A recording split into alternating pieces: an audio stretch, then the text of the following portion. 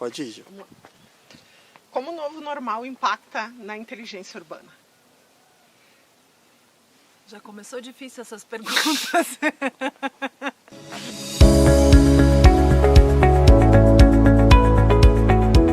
Antes do processo de pandemia, nós falávamos muito sobre a importância de entender a cidade, entender quais são as necessidades que o território tem e que isso deveria acontecer a partir de dados levantados com base no contexto do local, não achômetros.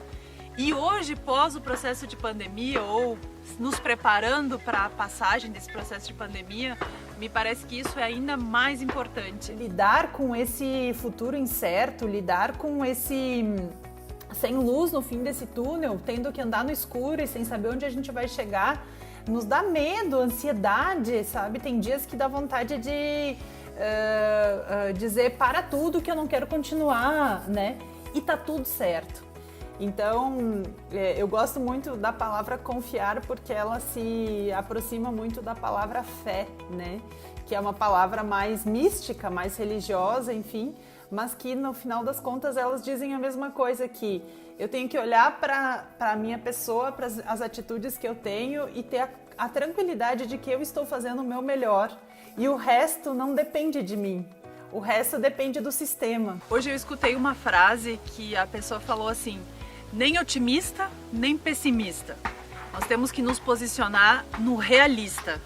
Temos que entender que é uma situação real e que provavelmente vai se repetir, mas com esperança. É como se a gente tivesse tomado um catalisador, assim, um acelerador dos processos.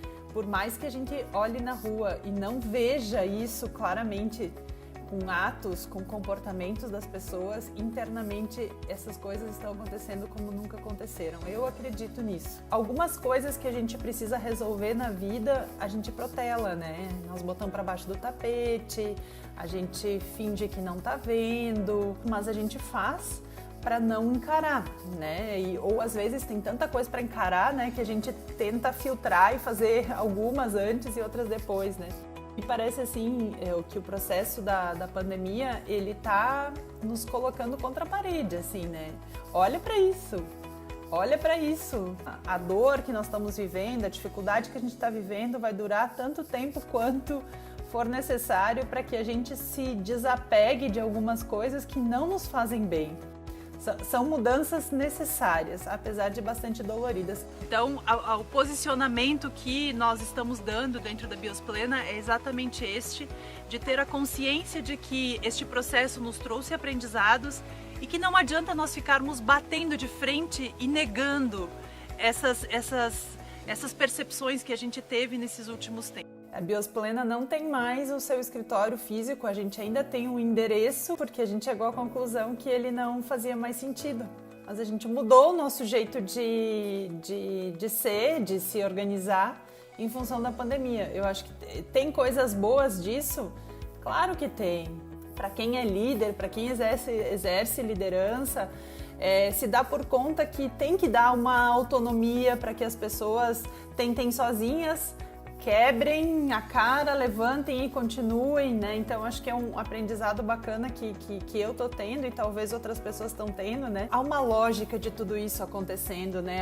Há uma interconexão dessas pessoas, dessas coisas que faz com que a roda continue girando, independente da posição que tu esteja. Eu tô lendo sobre economia circular, eu não sei se vocês já ouviram falar dessa expressão. Na verdade, é o entendimento de que é cíclico, de que as coisas voltam, às vezes num círculo mais aberto, às vezes num círculo mais fechado. Quanto mais aberto, mais elementos tem esse círculo, né? Mais coisas e mais ele se retroalimenta e volta para o seu processo. Mas a gente ainda, né, na questão das cidades, na forma das nossas relações, nós acreditamos que é linear, que os nossos processos são lineares, que eles têm um ponto de chegada e um ponto de final que não se encontram, e na verdade não é isso, né? Acredito que a questão do morar será uma das grandes mudanças que nós teremos no pós-pandemia, porque as pessoas entenderam que a casa, a sua residência, pode integrar várias atividades que antes a gente fazia fora de casa. E isso vai demandar estruturas residenciais um pouco diferentes. Talvez não do tamanho que muitas pessoas estão dizendo, que agora nós vamos sim querer morar em condomínios fechados, agora nós vamos sim querer ter grandes casas com grandes pátios e tal. Todos nós queremos esse conforto, obviamente, mas até que ponto isso é sustentável? Hoje eu me dou por conta a qualidade de vida que eu tenho melhorada em função de eu não precisar me deslocar tanto, em função de eu não estar sempre em aeroporto. Eu vivia com dor nas costas, eu vivia com várias dificuldades por ter que me deslocar dessa maneira.